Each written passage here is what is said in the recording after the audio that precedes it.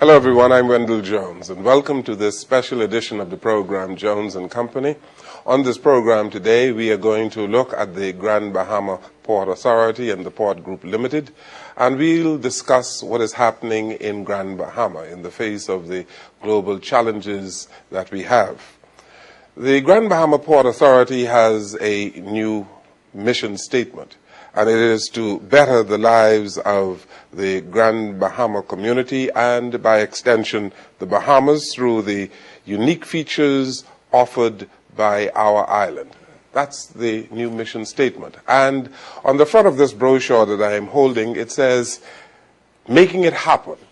Well, today on this program, we're going to talk to two gentlemen who are making it happen, we believe, in Grand Bahama. Our guests on the program today are the new chairman of the Port Group Limited, Mr. Hannes Babek, and the new chairman, new president of the Grand Bahama Port Authority, Mr. Ian Roll. Gentlemen, welcome to our program. Thank you. Thank you very much. And let me congratulate you both for the new appointment that you have. Thank you very much for being here today. Let's begin with your roles as the officers of the Grand Bahama Port Authority, and I guess you will tell me where you are crossing over. The chairman of the Port Group Limited, Mr. Babek, what would be your responsibilities? My responsibility is to bring new business to Grand Bahama, to locate business that fits on Grand Bahama and would be the right ventures that we should enter here. And it has a lot to do with what it has to offer. When the business comes here, that's where Mr. Roll then will take that over to implement it in Grand Bahama and go into the operation of the business. And there's, of course, also an overlap. And that's very important, is that we both work very well together, what we do. And I think Mr. Roll is then better to explain where his part is. Yes, perhaps, Mr. Roll, you can tell me, in your position as president of the Port Authority, what would be your role? Well, my role is simply to manage the day-to-day operations of the company. And I'm going to put in initiatives. My goal is to put in initiatives to make some things happen. That mission statement that you see on that book, that actually was a vision that I had 3 years ago in regards to how I feel the Port Authority should be operated. And God has it in such a way that I am now in the chair of the president to make some things happen and to make that mission statement a reality.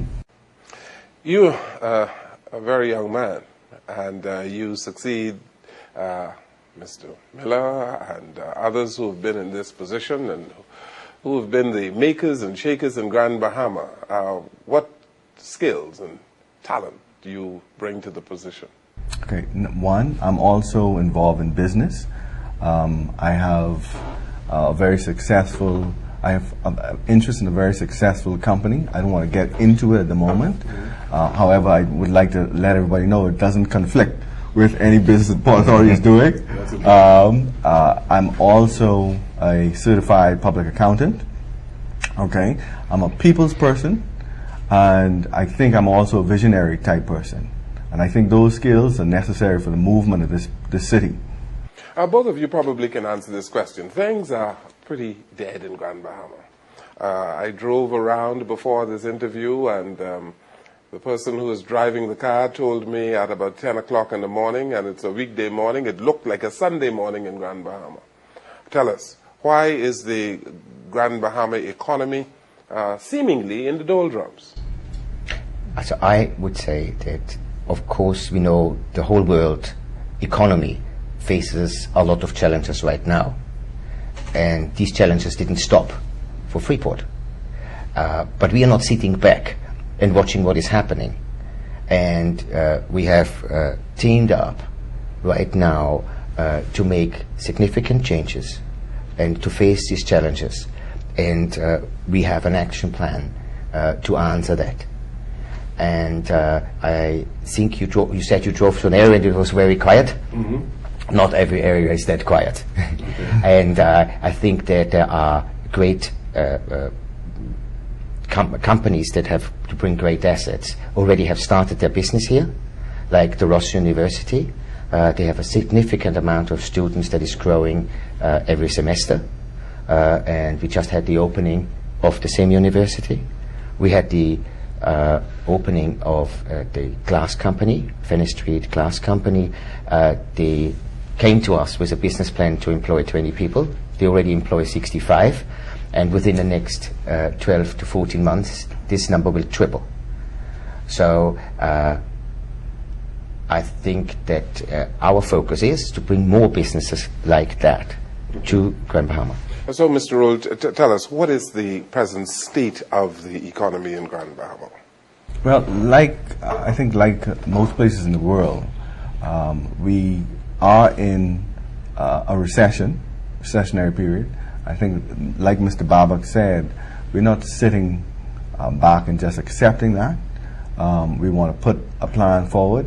I started to mention this vision that I had 3 years ago, and with the mission statement to better the lives of persons in Grand Bahama and by extension the Bahamas. And what I meant by that too is I want to focus on the basic needs of people, okay? And what I did, I broke these needs up into categories such as food, shelter, education, health, and wealth. So the idea now is for us to formulate various initiatives under these categories to affect the economy locally in the Grand Bahama and by extension the Bahamas. Let me give you an example. There was an opening recently of a company, a glass company called Fenestration. This type of business will fall under my category that I call shelter. What it does is this company benefits from the tax exemptions that we offer here in Grand Bahama. But what it also does, it allows businesses now and residents to benefit from the lower cost of the windows that are now manufactured in Grand Bahama. So the whole model is to do things here to benefit the entire Bahamas. So now one can have a cheaper glass not only here but exported throughout the whole Bahamas. The Grand Bahama Port Authority was established through the Hawksbill Creek Agreement of 1955.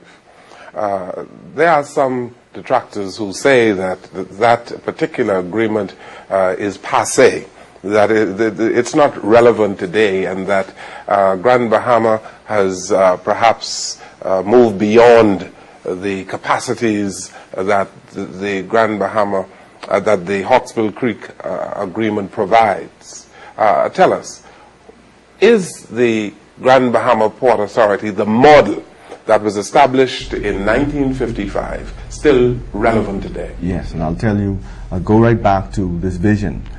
Even, I think it's quite relevant, especially based on the plans that we have. If the idea is to attract certain businesses here who, through manufacturing or some other arrangement, due to the benefits that the Hawksbill Creek Agreement offers us, if the idea that we share, and the Hawksbill Creek Agreement allows this type of activity to happen, the whole idea is for us to benefit the lives of people in the whole Bahamas. Okay, so this is just the stage. This is the stage and just key to the further development and future development, not only of Grand Bahama, but the entire Bahamas. Freeport is considered to be a company town or a company city. And so when I talk about the model, these company cities or company towns in the world, based on the stressors of the global economy, it makes it very difficult for companies to run cities. Do you think that that is true, or disabuse me of that notion? No, I would think that the role is to make it with less red tape and to enable business in Grand Bahama, be it business that comes locally or from Bahamians, or be it business that comes from abroad. And there is more the function that you have to address to Mr. Roll of the Grand Bahama Port Authority, but I can give you an example.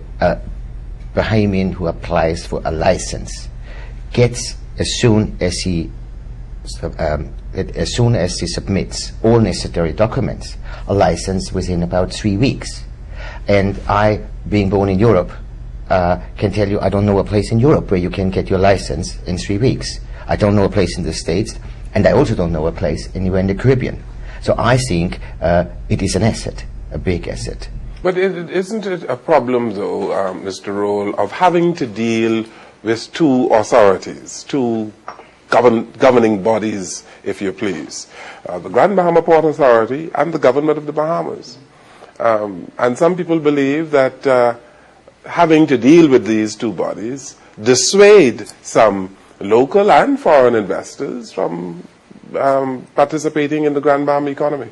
Well, for the most part, the local persons who want to do business in Grand Bahama, they more or less, they get a license from us. So there's no second hurdle. And as Mr. Babak said, we give licenses to those persons who would have filled out the correct information, provided us with the correct information within a 2 or 3 week period. I think that is something positive that we should continue to stress. I don't think the public is quite aware of the fact that we're trying to even decrease that time. Okay, as far as the international players, I see it also as a benefit to, by having us involved, because we do a lot of due diligence that we share with government, and of course the government, if the person is an appropriate person for the Bahamas, they would allow this entity or the person to operate from here in Grand Bahama. So I really don't see any negative. I don't see any negative at all. And the more we do due diligence on international players, the less risk for us all. This is a special edition of the program, Jones and Company, and I'm speaking today with the President of the Grand Bahama Port Authority, Mr. Ian Roll, and the Chairman of the Port Group Limited, Mr. Hannes Babak. We take this break here and we'll come right back.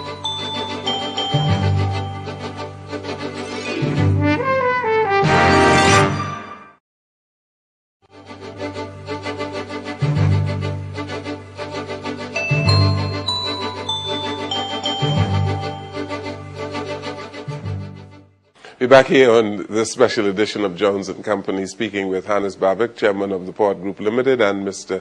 Ian Roll, the President of the Grand Bahama Port Authority. Gentlemen, foreign direct investment to the Bahamas, and indeed to Freeport Grand Bahama, is very important. And Mr. Babak, I'm told that on that side, the international initiatives, that you would play a great role. Are there plans for marketing the Bahamas and Grand Bahama in particular in the international community? Absolutely, yes, is the right answer. What we have to do is we really have to sit down, and we did that already between Mr. Roll and myself, as well as the management team, to define the position of Grand Bahama.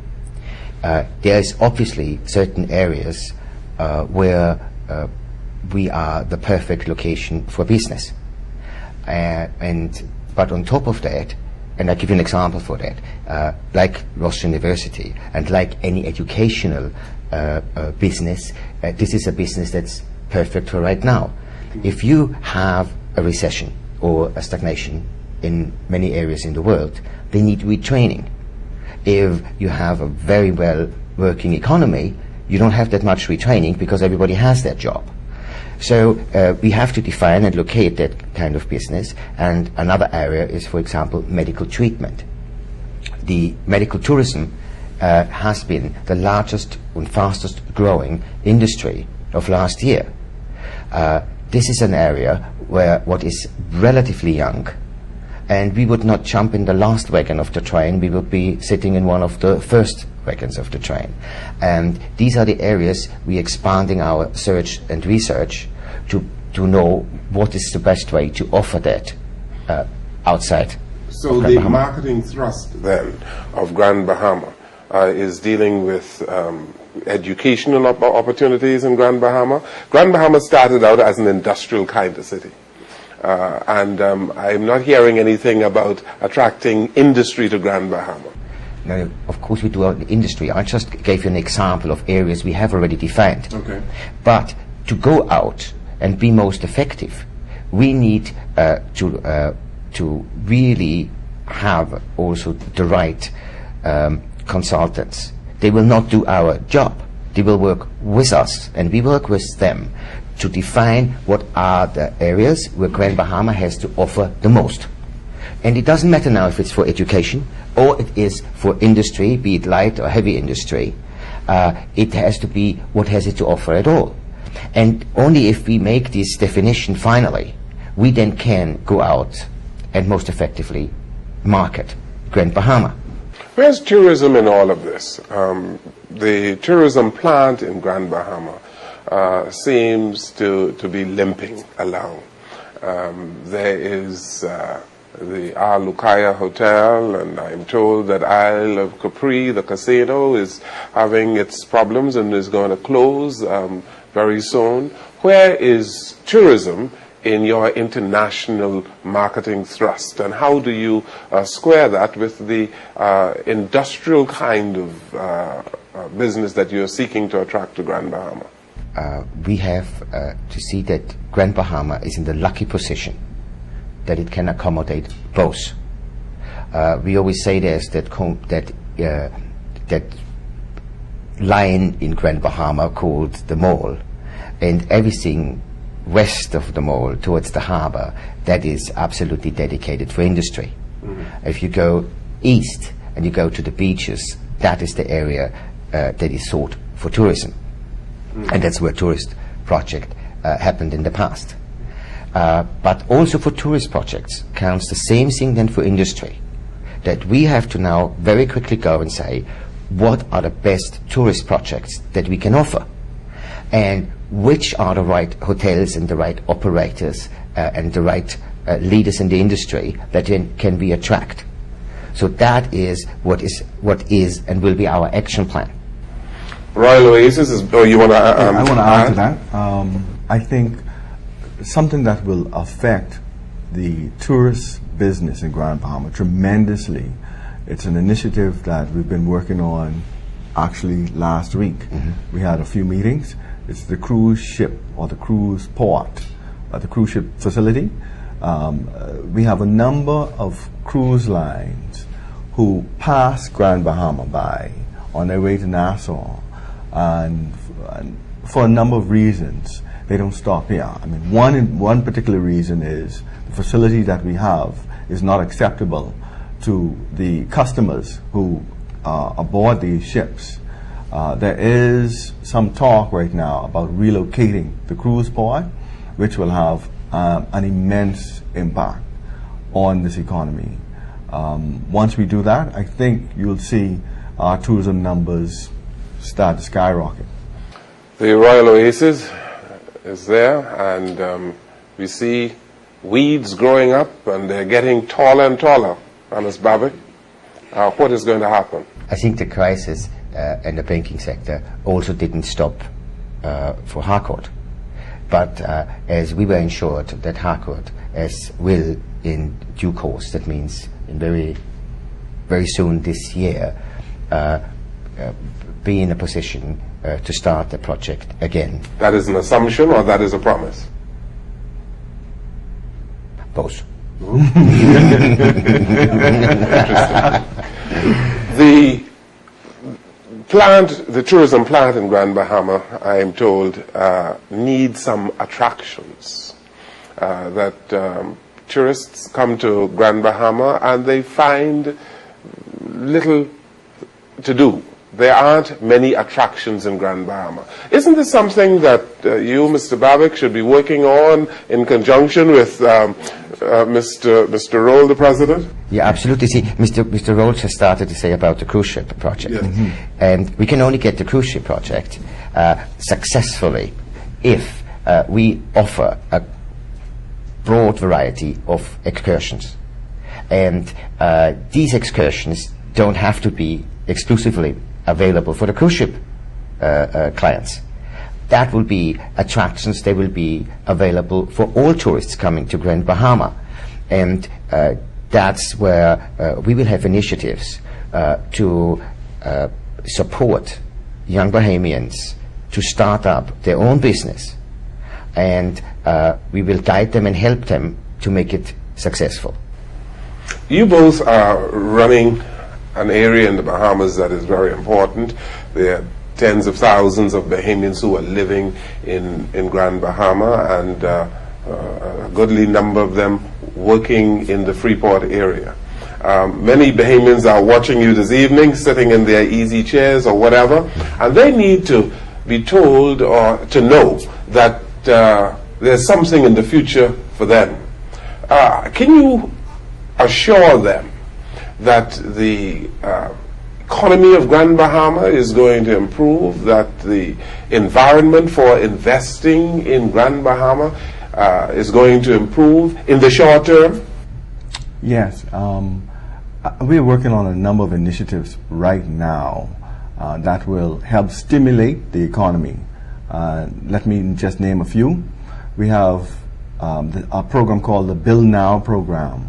And what that would do, that will allow residents to build their dream homes sooner than a 7-year period. And what's the significance of the 7-year period? In-house, we have a in-house financing program whereby you pay for a parcel over a 7-year period, and then we give you title to the land to build. What we intend to do is to give people access to the land sooner than the 7-year period. And how are we going to do that? Simply have the banks give the title to the banks, and the banks will then give us monies during the drawdowns. And what will that do for the economy? Now we have contractors who weren't doing much. Now they are able to build many more homes than waiting around, waiting on this recession to somehow give way. So the intention is the Build Now program. Also, we want to introduce a 50% discount to all our retail licensees. So the cash flow that they can save can go to create more innovative things in their business. Right now, we want to encourage innovation, okay? Because this is the time to dig deep and think, and also this is the time to also partner with people, because we can't do it alone. Your building program sounds very good, Mr. Rowe, but the average Bahamian worker will tell you that in order to build, they need a job. Jobs need to be provided in order to afford the homes. Yes. Prospects for jobs? Yeah, well, fenestration. We go back to the fenestration, the glass company. That company came here just to make windows. Now they want to make the rubbers for the windows. They want to do some other initiatives. And I think they had such a good experience here so far, they now want to tell their friends to come and do business. So fenestration might have how many employees now? 65. 65. And within the next year they want to have up to 200. Okay, so we are working on initiatives like this to create jobs. What is the perception, Mr. Babik, of the international investor, the people that you speak with, of Freeport Grand Bahama? What comes to mind?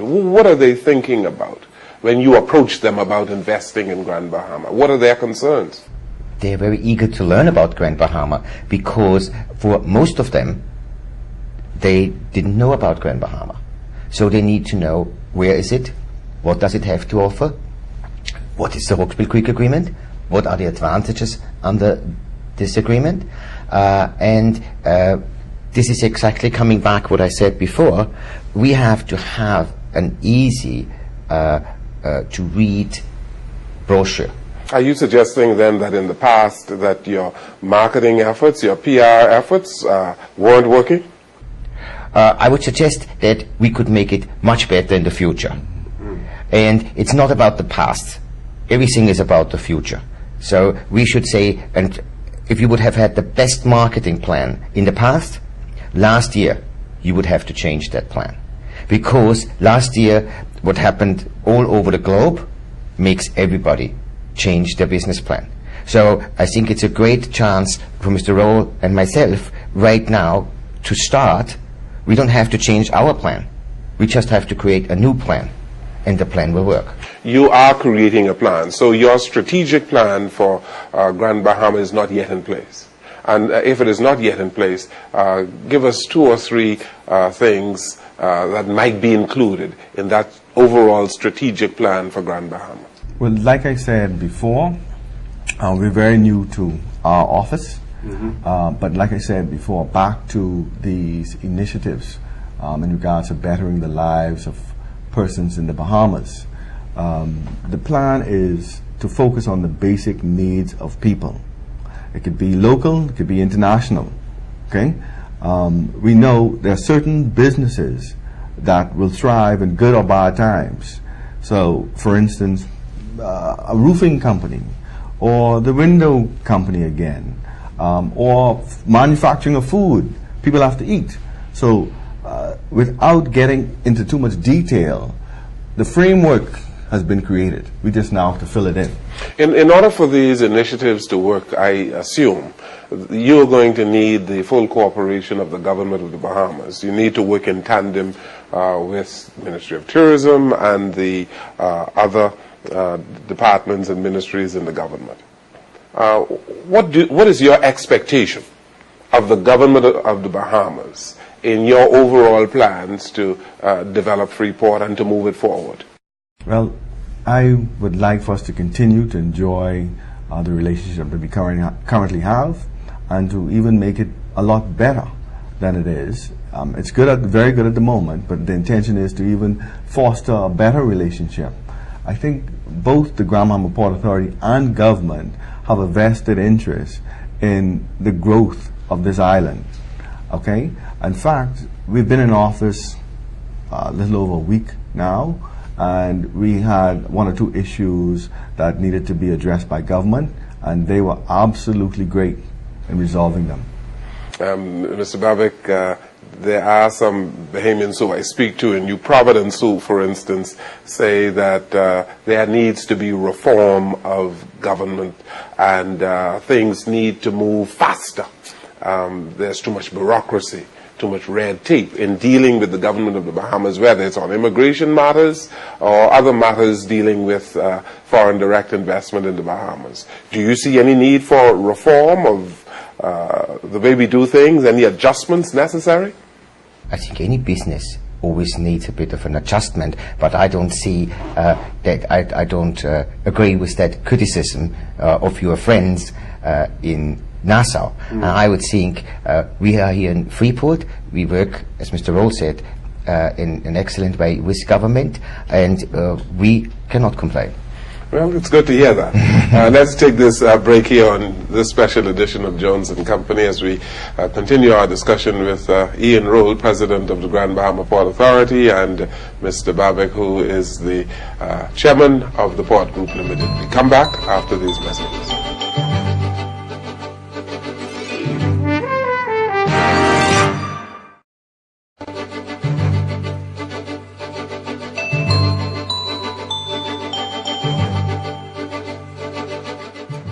We're back here on this special edition of Jones and Company, and speaking today with Hannes Babik and Mr. Ian Roll of the Grand Bahama Port Authority, and Mr. Babik being the chairman of Port Group Limited.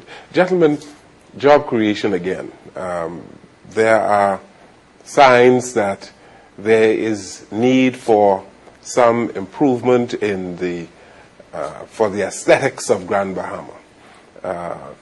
Is there any plan to revitalize the downtown area of Freeport? Yes, we're going to launch an initiative called Downtown Turnaround on the 1st of April. We want to breathe new life into the downtown area. We had a survey done in-house just to let us know, to inform us what the issues are regarding launching this initiative. There are 3 main issues that have been highlighted. 1, vagrants. We have a vagrancy problem. 2, there is need for additional security. And 3, Most of the tenants feel that a little cosmetic job too will help tremendously in attracting persons to the area. Now let's deal with first the vagrancy issue.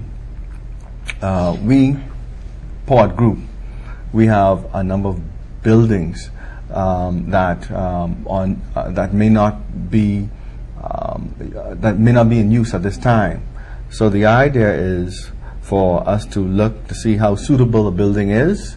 If the building is suitable to house the vagrants, we intend to give the building to an organization such as the Christian Council, and also give them free water to the establishment. Now, the program can't be successful unless I think there's also a rehabilitation part to this thing, because we just don't want to have a building to feed people and provide them with food and drink. It needs to be more than that, because most of these vagrants, they also have drug problems, alcohol issues. So the idea is to try and rehabilitate them in some form or fashion so they could be productive members of society. Security.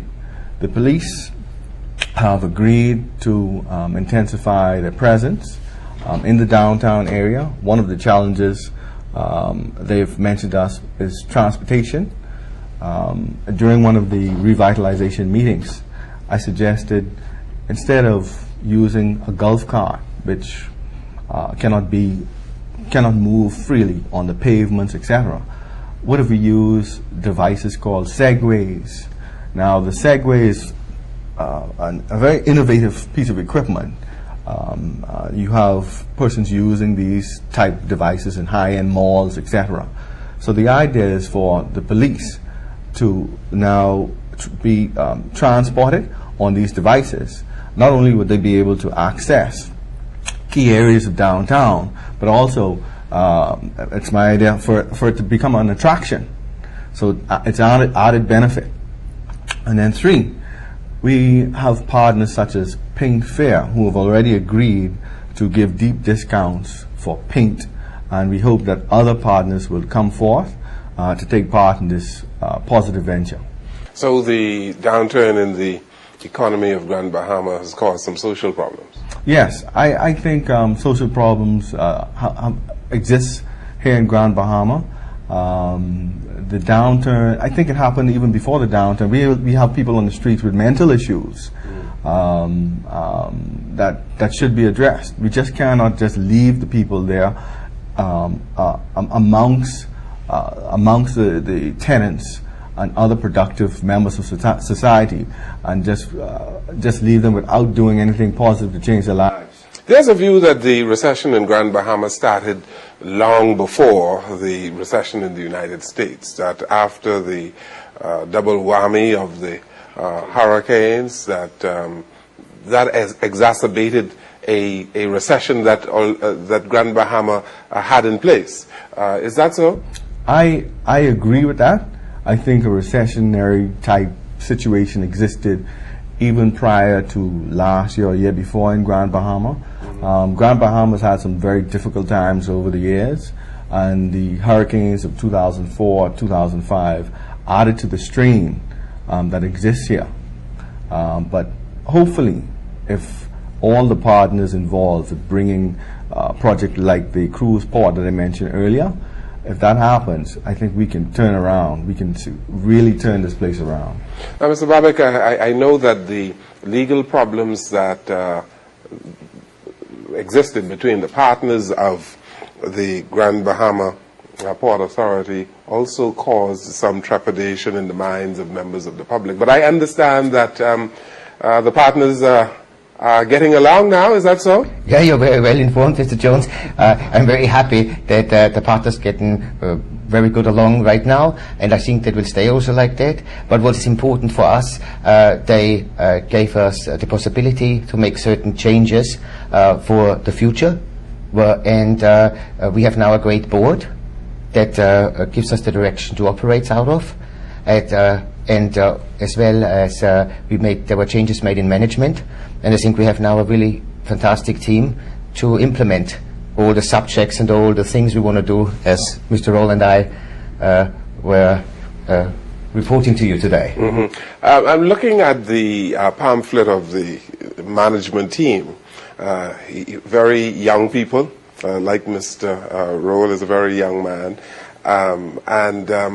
I guess people would wonder whether or not the gravitas exists in that management team to move the company forward. But you were saying that you also have a strong board of directors. Yes, we do, and it's your worries have not much grounds in that, if I may say so, because right now in times like that you need energetic people, and Mr. Roll heads a whole team. So are you suggesting then that the young people with energy are in the day-to-day management, and that there are some other people who have some experience on the board? Is that what you're suggesting? That I think is a very good balance. You know, you have the energetic people in the day-to-day operation, and you have a very well experienced board that can guide these young energetic people in the right way.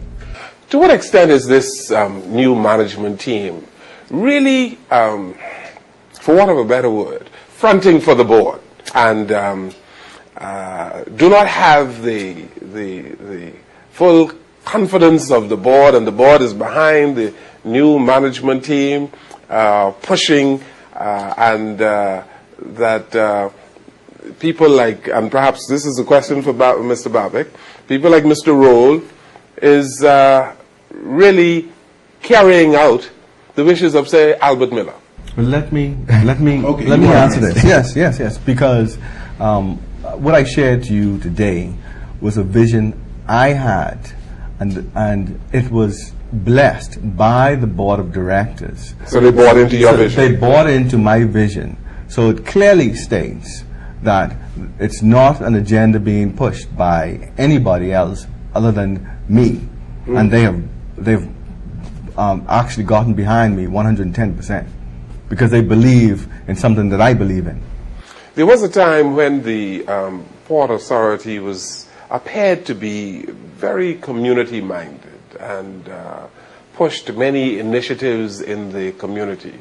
Edward St. George and Sir Jack Haywood were out there, and the Grand Bahama community seemed to have bought into what the Port Authority was doing, and vice versa.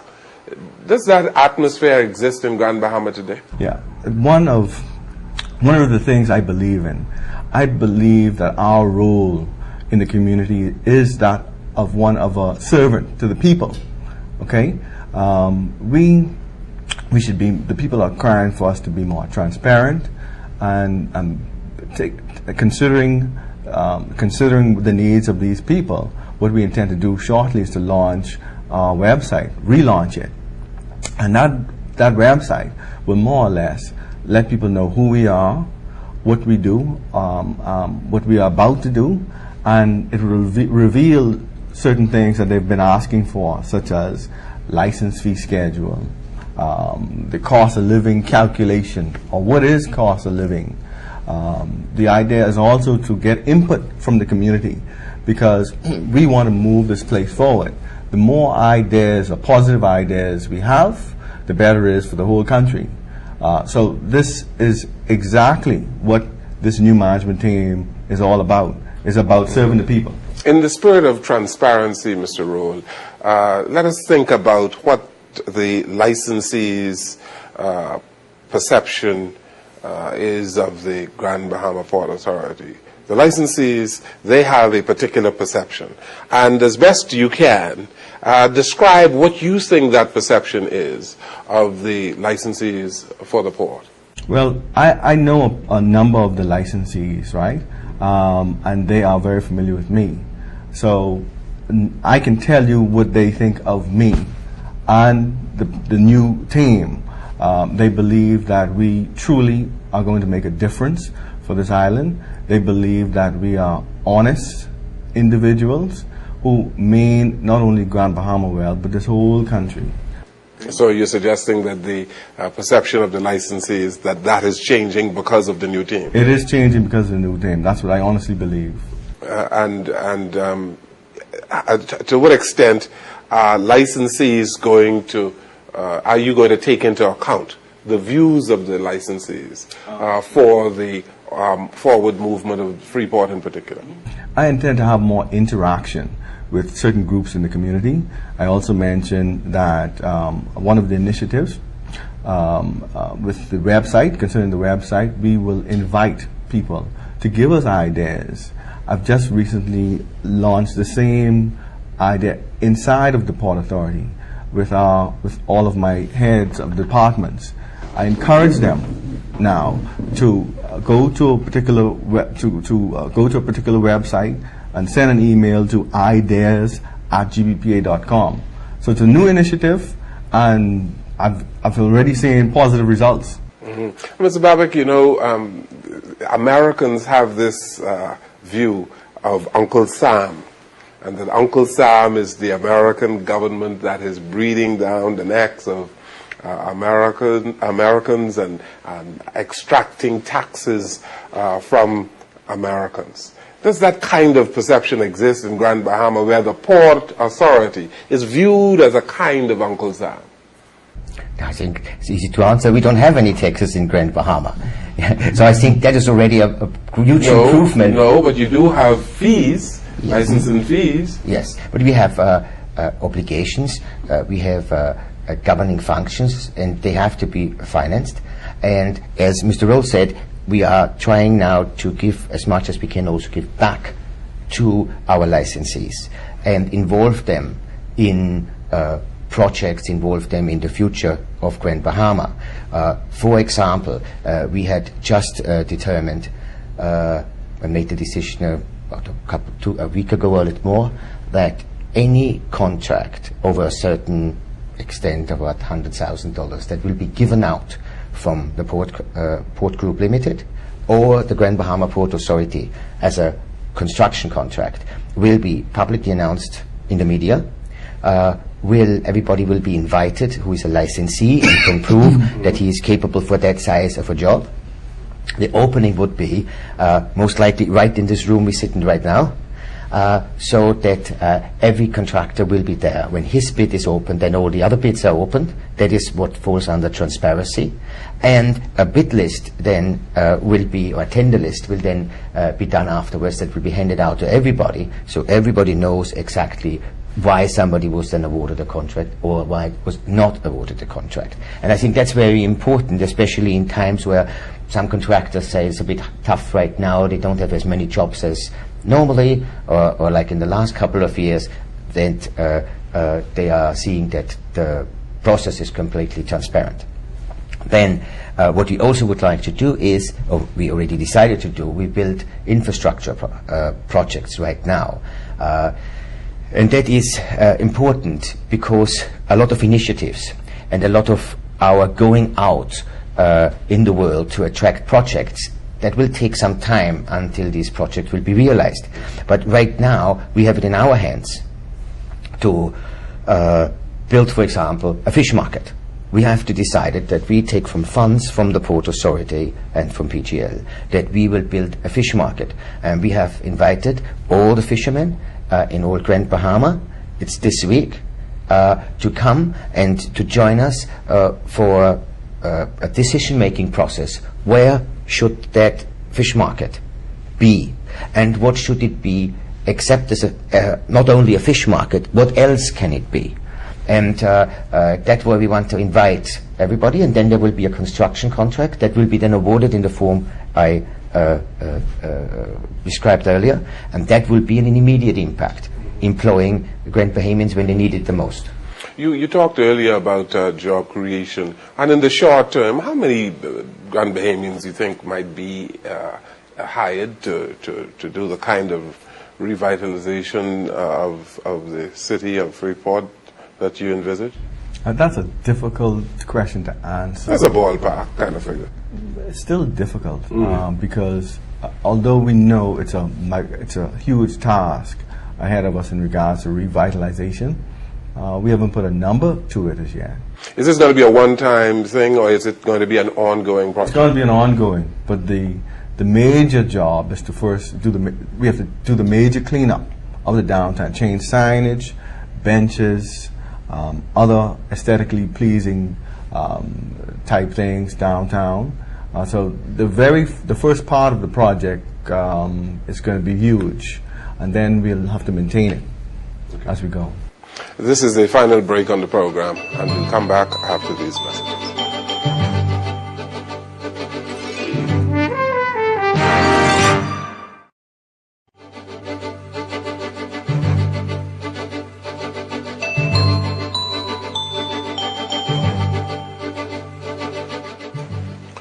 We're back here in the final segment of Jones and Company, and we're speaking today with the President of the Grand Bahama Port Authority and the Chairman of the Port Group. Young people in Grand Bahama are looking for opportunities, and I believe some of them are inspired and excited by the appointment of people like Mr. Ian Roll. But what can you tell young people in Grand Bahama about their future and the future prospects for them in Grand Bahama with respect to job opportunities and their own upward mobility in Grand Bahama? Very good question. One of my initiatives that I will be introducing is in relation to education. What I plan to do, or what we plan to do, basically focus on niche markets where there's a need for more Bahamian participation. And I'll give you an example. We have a sector, land surveying. In the land surveying industry, there are only one or two major players in that industry. I feel that we need more Bahamian participation. So what the Port Authority is intending to do, we intend to give one or two scholarships to young people to go and educate themselves in lucrative markets such as land surveying. Another initiative that we have is to redirect some of our resources as well, and to encourage all kids to be high achievers. So by saying that, what I mean is this: we want to give every student, every the highest performing student in all of the high schools on this island, a scholarship to go on to further their education. With respect to the remainder of Grand Bahama, there are many young people who are not living in Freeport in particular, living east end or in the west of Freeport, who are also looking for opportunities. And at one time I had spoken with the former president of the port, and he talked about helping communities outside of the Freeport area. Is that something that the Grand Bahama Port Authority can do, to look at places like 8 Mile Rock and the East End Grand Bahama, to see the extent to which the port can bring the largesse of the port to bear on these communities? Another part of this education initiative, basically, we want to identify buildings in highly populated areas. The poor areas could be east, west, and outfit these buildings with the necessary equipment to allow students to do after-school programs. And of course, we've been in talks also with organizations such as Ministry of Education and other non-profit organizations. We are all in this together, so therefore it has to be a community effort. So we intend not only to touch persons in this Freeport area, but identify buildings in populated areas outside of Freeport. And in speaking with the new gentleman here in charge of the police, he had a very good idea that we agreed to participate in. He wants to have a mobile type piece of equipment, could be a van, outfitted with the necessary equipment again to facilitate the assistance, homework assistance, and have that vehicle go from the length and breadth of Grand Bahama. The Hawkesbury Creek Agreement was amended many years ago, and an extension given to 2015 for certain incentives for the Grand Bahama Port Authority. Is the agreement adequate for what you wish to do in Grand Bahama moving forward? Yes, absolutely. As Ian said earlier, the people who did that agreement 50 some years ago had a great vision, and we are right now determining what is the future of Grand Bahama. How can we serve all Grand Bahamians the best? And if we will run in a roadblock that had to do with the agreement, then we have to see how we deal with it. But so far, I haven't found any. The 21st century is now. Yes. And we used to talk about the 21st century. It is now. Yes. How competitive is Grand Bahama and Freeport in particular in dealing with the challenges, the various economic challenges that we have in this region of the world? Is there any need for Grand Bahamians to worry about the extent to which Freeport in the Bahamas can be a competitive place and compete more generally with the rest of the world? I would like to focus again on this cruise port. The cruise port. One advantage that we have is our proximity to the United States. But have we been using that to our benefit? We have not capitalized on that fully as yet.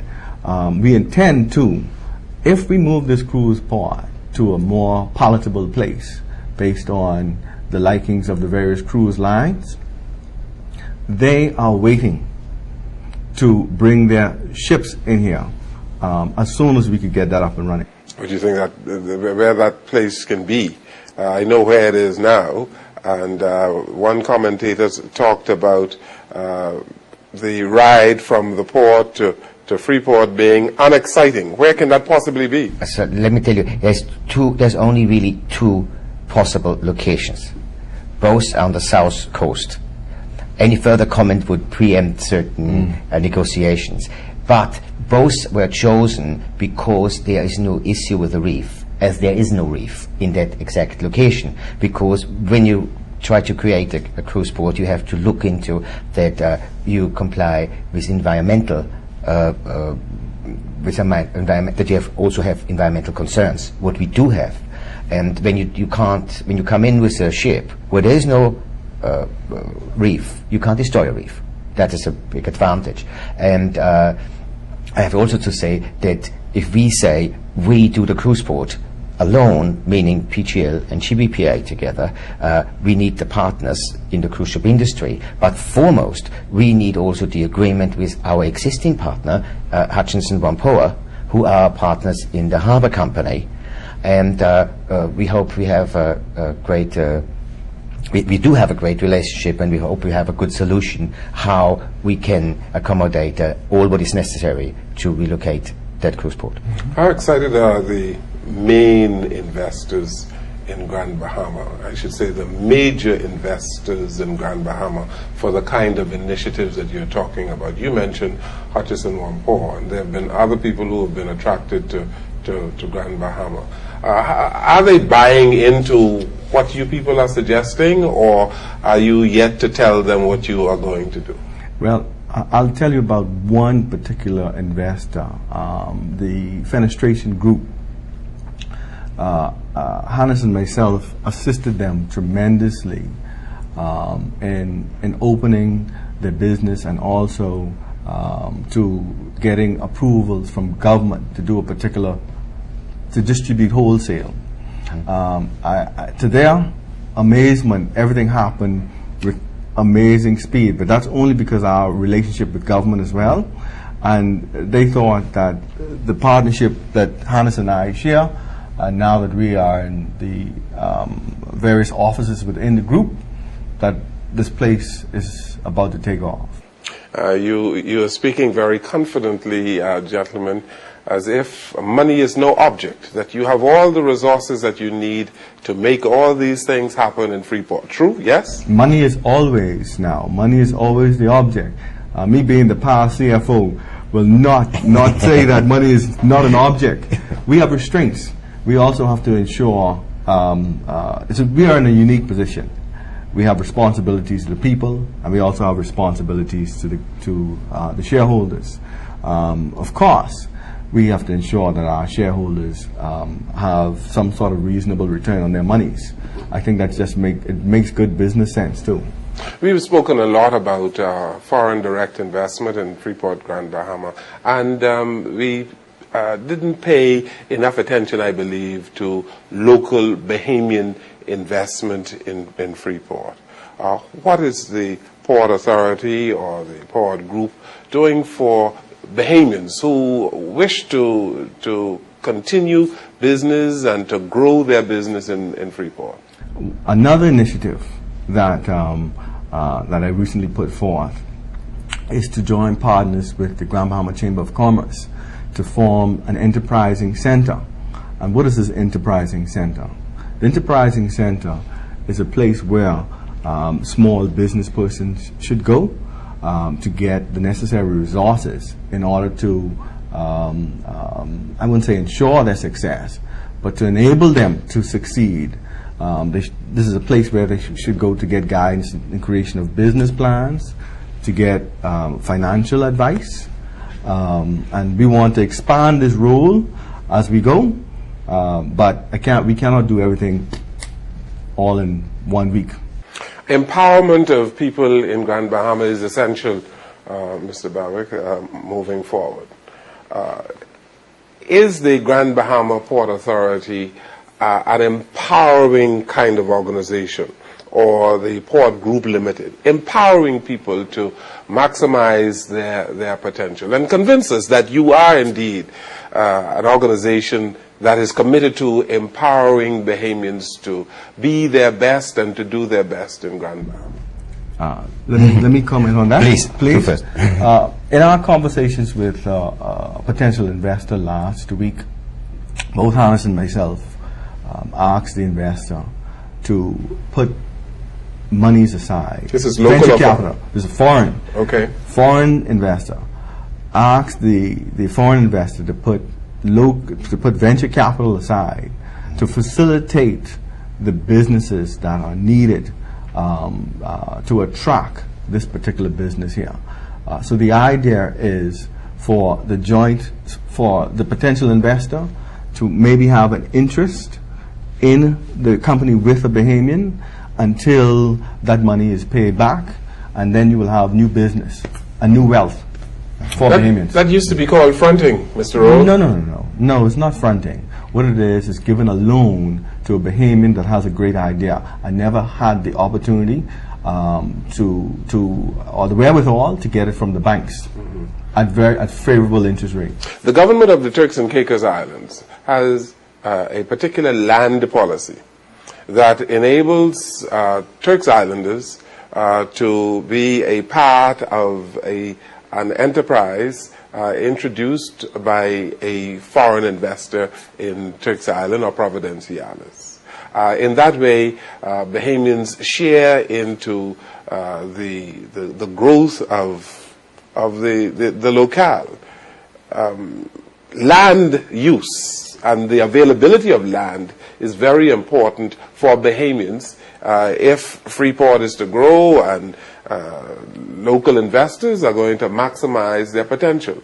Let's talk about land use and the propensity of the Grand Bahama Port Authority to make land available to locals. Mr. Jones, I have to say to you that we are in the lucky position that we have a huge landmass in Grand Bahama, and I think different to other islands of the Bahamas or even other countries where there is a density problem. We do not have that, and we have initiatives that also, and we are right now looking into changing certain programs that existed very well in the past, where areas are available only for Bahamians for a favorable price, but we found out that the size of the land is too big for the market. Right now they would rather buy a little smaller piece.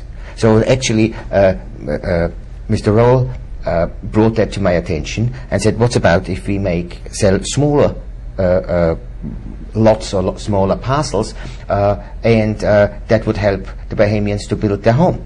And we have that right now in the makes, and the CEO of DEFCO, Mr. Graham Gerard, we brought it to his attention that he would be so kind and make certain changes to accommodate those. This applies to our businesses as well. Yes, absolutely. See, we have a mandate to ensure that land is affordable for Bahamians. And me being a Bahamian, I intend to ensure that we follow that mandate. How soon? So now, today. Now. Yeah. Well, gentlemen, thank you so very much. We are flat out of time, and I thank you so very much for being as forthright as you have been in this interview today, and we wish you all the best for the future of the Grand Bahama Port Authority and Freeport in particular. Thank you very much. Thank you very much. Thank you.